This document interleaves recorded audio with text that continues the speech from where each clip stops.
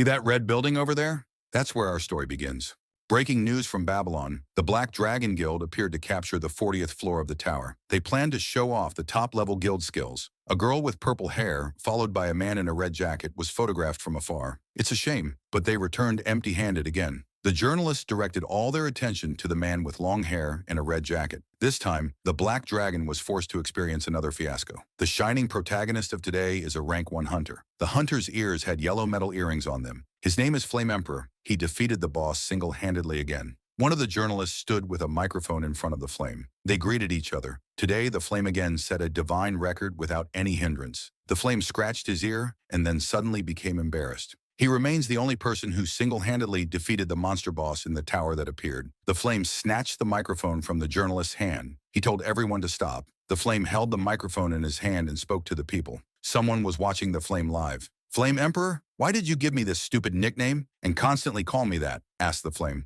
"What kind of Flame Emperor is this?" "It would be better to call me a rotten flame," said the Flame. He felt like a dog. A guy with dark hair looked at the floor. "And yeah, this guy is our protagonist. His name is Kim Gong-Ja." He was jealous. Gongja was sitting on the bed holding his phone, watching the live broadcast of the Flame Emperor. The Flame shouted that he would definitely catch the one who came up with this nickname for him. He envied this kind of life, one in which you could say whatever you wanted. Gongja was watching a news feed where users criticized the hunter. He stood behind people whose faces were photos of online accounts. They were discussing the Flame Emperor, the man who couldn't hold his tongue even though the whole world was watching. "But he's a legendary level hunter, so I don't care," one of them said. Gongja wanted to become the same. They kept standing there talking while he stood with his head down. A man with the head of a cat didn't understand what kind of fan the Flame Emperor's follower was. In response, he was told that a person who uses a photograph of a girl instead of a face was only stating facts. He suggested finding even one person who didn't know about summer. All television studios were chasing him. Gongja repeat again. "I wanted to become the same as the Flame Emperor." A man with a photograph of the city at night intervened in their discussion. He didn't understand how the saint could contact such a person. "How can a hunter like that be tolerated?" he said. One of them was shocked. His friend confirmed it. Flame said he saw them hanging out together. Gongja was kept repeating, "I want to become just like the Flame Emperor." A girl with a photograph of a flower on her face approached the man with the face of a girl. She said, "It couldn't be. They're friends with the saint," but the girl replied that it wasn't true. Gongja repeated again, "I want to become just like the Flame Emperor." He started typing it again and again. "I want to become just like the Flame Emperor." "Okay, Mr. Flame Emperor," someone said. "If only a few words would make everyone interested." Gongja thought about it. They said the Flame was also very rich. He was jealous again. The hunter shouted menacingly into the microphone. He couldn't stand this nickname and said, "Call me by my first name." Flame Emperor stood on the corpses of monsters and held a weapon in his hand. If this world were a novel, someone like that would probably be the main character. Flame Emperor was thinking that he was only fit to be an auxiliary. He wouldn't even make it to the second secondary level. Suddenly, Gongja stared somewhere. He heard the journalist ask the Flame Emperor to say a few words for the audience. A spectacled man standing among other journalists said, "In our world, there are dreamers whose flame inspires them to achieve greatness in the hunting industry. We see many newspapers that talk about the Flame." Mr. Flame demonstrated true skill as soon as he entered the tower in his early 20s. It didn't even take him a month to defeat the monster boss that no one could defeat for 10 years. There are many legends surrounding his personality. Flame touched his neck and was asked to share the secret of success with dreamers. Just a few words. Gongja picked up his laptop in shock and listened carefully. Flame agreed but explained that he would only say a few words, so he asked them to listen carefully. The journalist held the microphone in front of the hunter's face. Flame said, "If a person is destined to succeed, then so be it, no matter what." There were beads of sweat on the guy's face. "However," Flame continued, "even if you achieve success, do not put a spoke in my wheels." He smiled faintly and added, "Whoever does this will die." The Flame turned around pathetically, and the journalists looked at him with their cameras still rolling, mouths open. Gongja sat on his knees and looked at. He pondered the words of the Flame, but his thoughts were interrupted by the presenter's voice, saying they were wrapping up the breaking news. Gongja abruptly closed the laptop. To the citizens who were watching, there was no time left to listen. He sat on the bed, the laptop lying on his legs, tears falling from his eyes. He was offended. He knelt before a wall covered in newspapers. He thought that since the Flame Emperor was so great, he could afford to neglect people. Of course, it wasn't him who was ignored. It was the reporter. But still, it hurt. Gongja pressed his palms against the wall. Empty soda bottles and cans were scattered across the floor of his tiny room. When he walked outside, others pointed at him and whispered, if only he had such talent, he wouldn't have to huddle in this single small space. He wouldn't be bothered by useless F-rank hunters. He tore the newspapers from the wall, sobbing, the veins in his neck standing out. He was burning with jealousy. He wanted to become the same. He wanted to succeed, through talent, through anything. He leaned against the wall, sunlight cutting through the dusty window. He looked up. If only he had the skills of the Flame Emperor. Suddenly something happened. Golden rays fell across his back. Then, a golden card shone brightly before his eyes. He froze. He had seen this kind of scene 1,000 times, but only in videos. A golden card floated in the air, glowing with strange symbols. It was a skill card. He stood and stared. A blue notification appeared above it. Your envy is ugly. Such a case is rare. His eyes widened. Another notification appeared. The tower is shocked by your envy. You are granted a skill. He remembered countless videos of other hunters getting skills, but never one like this. Light poured from the card. He reached out slowly, trembling. He'd been waiting for this moment ever since the tower appeared. He touched it. Golden card rested in his hand. A message blinked before his eyes. Skill created. Rank S+. Name, I want to become like you effect. Activates automatically upon death by an enemy. Copies one random skill from the enemy who killed the user. He stared at the screen, tears streaming down his face. Golden particles floated around his fingers. The yellow light filled the room. Just die! The words flickered on the screen. He whispered them back to himself. There was a big city beyond his window. Are there other skills like this? He thought. Then we told that. One day a tower had appeared in their world, visible from every horizon. The first to enter were those who had nothing left to lose. Each floor was filled with monsters from different worlds. Only a few chosen ones were blessed with skills by the tower. The Flame Emperor was among them, the strongest of hunters standing at the top. He fought a huge serpent, a red spear blazing in his hands. People gathered to watch. Have you ever seen the Flame Emperor hunt? Asked a reporter on TV. Flame's weapon is a flaming spear, but he doesn't fight, he dances. He really stands out, another said. It's like watching the embodiment of Shiva. A man in an orange apron held a remote control. Someone asked him to switch the channel, but he refused. His eyes were glued to the screen. Gongja sat with his face buried in his arms. His boss asked, Do you like the Flame Emperor? Gongja raised his head slightly. That's not the point, he said quietly. On TV, they were praising the hero. Gongja rested his cheek on the table. He thought how wonderful that life must be, while his own was a wasteland. Outside, his boss sighed, watching drunks stagger across the street. Gongja remembered the golden card. The message burned again in his memory. Just die. He clenched his fists. Yesterday, I got a skill higher than S rank, he thought, but it's useless. You can only die with it. Tears welled up again. He hadn't even reported it to the Hunter Association. Shame flooded him. He slammed the table with his hand and wiped his face. His boss glared at him. Gongja lowered his head, embarrassed. Go outside, his boss said. He stepped out onto the street. A new notification appeared above him. Hunter rankings updated. Suddenly, pain struck his head. He fell to his knees, gripping his skull. It feels like my head's going to... Suddenly, the hero turned his gaze to the side. A man stood around the corner of the house, watching. The Flame stood beside a girl. She didn't understand what had come over the Flame and asked him to step back. Flame smiled faintly, pulling his hand under his jacket. The game wasn't bad, he said. Anyone could have mistaken you for a defenseless woman. Girl stood pressed against the wall, trembling. Flame's voice was calm, almost kind. Miss Saintess, he said. There was poison in that glass of alcohol. The girl's eyes widened. Sweat ran down her cheek. She stared at the bottle in his hand, the one she had offered him. Flame's tone hardened. You were planning to poison me with basilisk gastric juice. He threw the bottle aside. It shattered against the stones. If it wasn't for my skill, I'd be dead by now, the girl stammered. This is a misunderstanding. I didn't want any of this. I just wanted to capture the tower with you. Flame leaned in close, his face inches from hers. He whispered, I thought so too. But somehow, it didn't work out around the corner. Gongja covered his mouth, terrified. He thought, they're not dating. Couples don't talk like that. Flame's hand suddenly shot forward, wrapping around the girl's throat. This option suits me, he said coldly. Politeness is nice, but I'll set the rules for this conversation. Sweat poured down the watcher's face. This wasn't a conversation. It was an execution. A dialogue between a killer and someone trying not to die. Flame tightened his grip.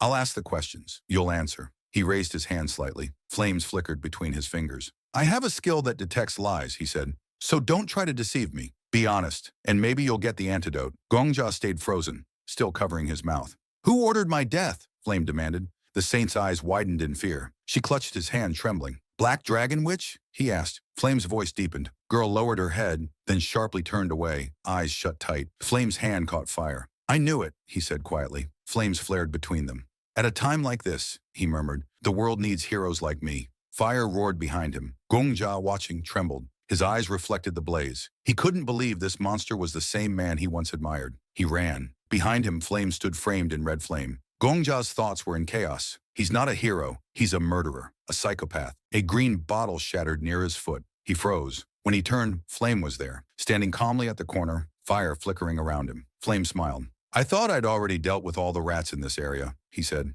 Gongja's cheeks were wet with sweat, or maybe tears. Flame's eyes were merciless. He ran again, sprinting down the street. Flames trailed behind the Flame's hand. How many has he killed? Gongja thought. Tens? Hundreds? He stumbled and fell. Pain shot through his leg. He looked down, probably twisted. Footsteps approached. He turned. Flame was there. Gongja pressed his hands against the ground, trembling. Please.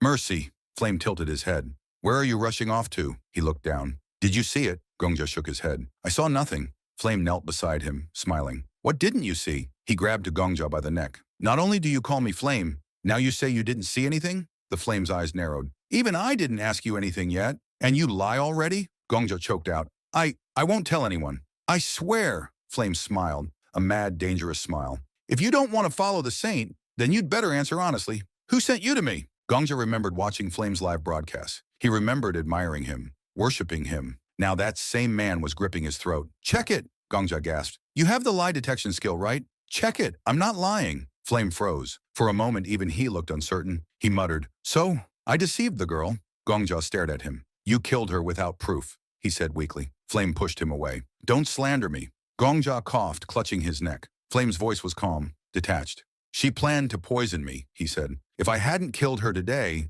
she would have killed me tomorrow. But Gongja didn't understand. How could this man justify it so easily? Flame placed his spear on his shoulder and smiled faintly. I know everything, he said. I have a method. He grabbed Gongja's hair and lifted his face. Judging by the fact Gongja is ready to pass any Lee test, it means that he is definitely out of business. Gongja thanked the Flame for believing him. Suddenly, his hair began to catch fire due to the Flame's hand. Unfortunately, Gongja still saw too much. Flame smiled, his hand glowing orange. He said that it was time for Gongja to die, because the Flame would not leave the first place. Gongja recalled when, as a little boy, he stood with a ball and a man sat next to him. The man told him, Gongja, your name means young master. Therefore, you must live up to it and become an outstanding person. Gongja smiled and said that it would be so. Gongja didn't want to die. He was lying face down with a notice above him, indicating that he had died. He did not understand why he should die like this, or rather why he should live like this. A notification appeared, indicating that the conditions for using the skill had been met. He wished he had a little more time. A new notification appeared. A random skill from Flame is being copied. Another notification appeared with cards hovering in the air beside him. It read, Skill card created. Gongja cried as light illuminated his head. He deserved to live too. A notification appeared. Select a skill card. He reached his hand up. If only he had another chance. Gongja grabbed the gold card. Just one chance. He opened his eyes. Breaking news from Babylon. There was a laptop on the table streaming a live broadcast. The Black Dragon Guild appeared, attempting to capture the 40th floor of the tower. They planned to show off their top-level guild skills. Gongja was lying on the bed. The kitchen around him was dirty. Suddenly, Gongja jumped out of bed, beads of sweat running down his face. He looked at the laptop where the Flame was shown. He had once again defeated the boss single-handedly. Gongja didn't understand what was happening. He stood in his room with a shocked expression. He didn't understand how this could have happened. Sweat trickled down his face. He didn't know when or how he'd returned home. On social networks, users discussed the Flame's behavior. Flame shouted angrily into the microphone. They called him by his nickname again, and he hated it. Gongja held his phone tightly, scared. He couldn't understand why everyone was saying the same things as yesterday. He remembered the encounter with the Flame. He raised his hand. 2 yellow skill cards appeared in front of him. He reached for the one on the left. The card had an S+ rank. It activated automatically upon death at the hands of an enemy. Another card appeared. He looked at it in surprise. Was this really the skill he copied when he died? There was a description on the card name. Reincarnation wind-up clock automatically applies upon death, returns the user to 24 hours earlier. Gongja sat staring at the card. Automatically returns a day back, he thought. But memory and skills remain. He walked to the wall where newspapers featuring. This is the secret of the legendary hunter, he realized. So that's why he killed the Saintess. He remembered the Flame who killed the girl, and his words, I know everything. Gongja clenched his fist tightly. A day ago, Saintess poisoned him, and then the Flame finished off the innocent Gongja. He stood near the sink, hearing the Flame being asked to share the secret of his success. He turned and looked at the Flame, who said, If a person is destined to succeed, so be it. However, even if someone achieves success, it is better for them not to put a spoke in the Flame's wheels. Gongja's lips parted slightly at the words of the Flame on the broadcast. He said that if anyone interfered, they will die. Gongja turned his head to the side and wondered, will they die?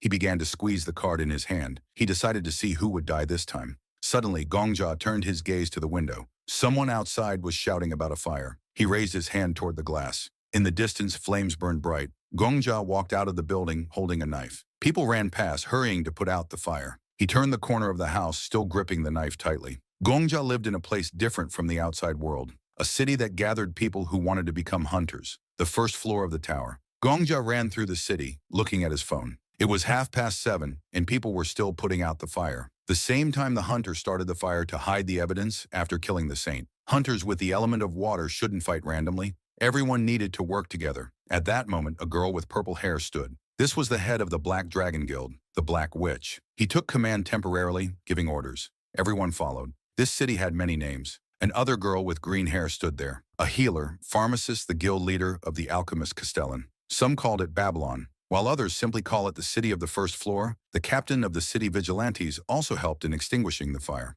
Holy night, he said. It wasn't necessary. This place has been empty for 5 years. Some called it the city of exaltation, but the essence was always the same. Once you set foot in this city, you will never be able to leave. The residents of the city watched the fire with Gongja. All local residents had long been accustomed to emergency situations. Gongja looked to the side. He heard people discussing that the saintess had not yet arrived. She's not the type to be late for something like this, someone said. Girl with green hair stood next to a knight who was holding a fire extinguisher. He said that the saint was probably busy. Maybe a date.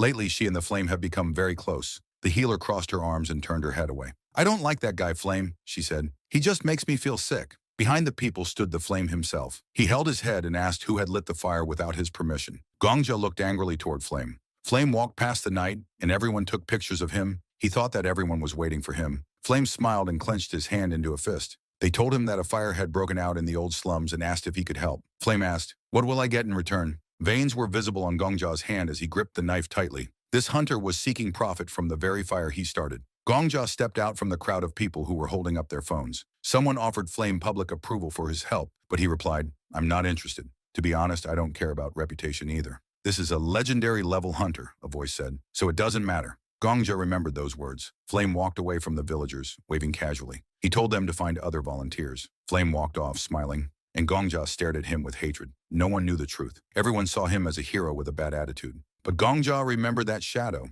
the moment when Flame strangled him to death. Only Gongja knew the real face of this maniac. His eyes narrowed. He decided he must kill him. Gongja stepped out from the crowd, and everyone turned to look. They couldn't understand where he was going. A boy in a blue cap tried to stop him, but Gongja pushed him away. He shouted him that it's dangerous. "For mankind! For the honor of the hunters. The hunters are those who hunt monsters." Gongja walked confidently. Flame turned his gaze back. People shouted again. "Get a hold of yourself!" Gongja ran with Ha's knife in his hands toward Flame. He stretched his arm forward and thought, "This monster must be killed." Gongja ran into the flames. Everyone gasped in shock. Someone shouted, "There's fire!" Gongja was no longer visible in the blaze, but his screams echoed through the crackling fire. He felt the unbearable heat burn his skin. The residents of the city were terrified by his act. Gongja stood in the flames, clutching his head in agony. Flame watched it all, but Gongja understood. He could only kill Flame this way. A notification appeared before his burning eyes. Death detected. Skill activation in progress. Then another. Skill effect triggered. Reincarnation wind-up clock. Returning 24 hours ago. Gongja lay on his pillow. Breaking news from Babylon. He heard the broadcast. The Black Dragon Guild has appeared to take over the 40th floor of the tower. A new notification appeared before him. Current rank, F. Skill automaticity, well developed. Another followed. Penalty due to skill not applied. Gongja smirked faintly. So? F rank doesn't even have penalties. He realized he couldn't kill Flame on his own. Even if he got lucky, the Flame Emperor just returned in time. He also had the same skill. Gongja turned his head back. As a low-ranking hunter, he had only one choice. On the wall hung a photograph of Flame, the hunter sitting across from a woman in a red suit. She asked him, "At what age did you awaken your first skill?" The Flame replied, "In the summer when I was 21. "So, it's been 11 years now," the girl smiled. "Judging by how clearly you remember it, you must have an excellent memory." Flame took a sip of his drink and smiled faintly. That wasn't entirely true. It was just his birthday that day. Gongja looked down at his hands, calculating silently. 4,050 days had passed since June 7th, 11 years ago. He stretched out his hands in front of him, then clutched his chest sharply. He decided to return to the moment before the hunter's awakening. A sharp sound. A penalty notification flashed. He lay sweating on his pillow, gasping for breath. He had gone back another 24 hours. Gongja clenched his fist. 4,049 days left, he whispered. He stretched his hands out again, forcing the skill. His body convulsed. The fine appeared once more. He sat on the floor in a blue jacket. Blood spilled from his mouth. A notification blinked. Skill activated. Returned 24 hours earlier. Gongja lay there wearing a white jacket now, his body trembling but still alive. Another message appeared, no penalty applied. Then another. Skill activation successful, returning again. Gongja gripped his chest tightly, a knife glinting faintly in his hands, and thought that there were 2,020 days left. He was fined again. Newspapers with the face of the Flamet hung on the wall. 543 days left. Gongja smiled. And then he finally reached last day left. Damn it, man. I've never seen anything like this. He actually killed himself again and again just to go back 11 years. Every single time he died, he rewound time by 24 hours. That's crazy. So that's it for now. I hope you liked part 1 of this manhwa. See you in the next one.